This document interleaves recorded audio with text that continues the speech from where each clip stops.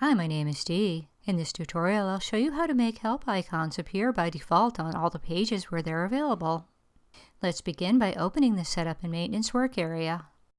For your offering, find the Application Extensions functional area and open the Set Help Options task. We select this checkbox to show help icons by default.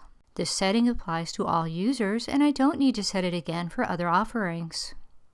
After I sign out and sign back in, I can see that the help icons are displayed by default, for example on this page.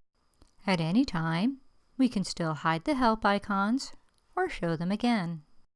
But the icons will appear by default every time individual users sign in based on the help option. And that's it. Thanks for watching.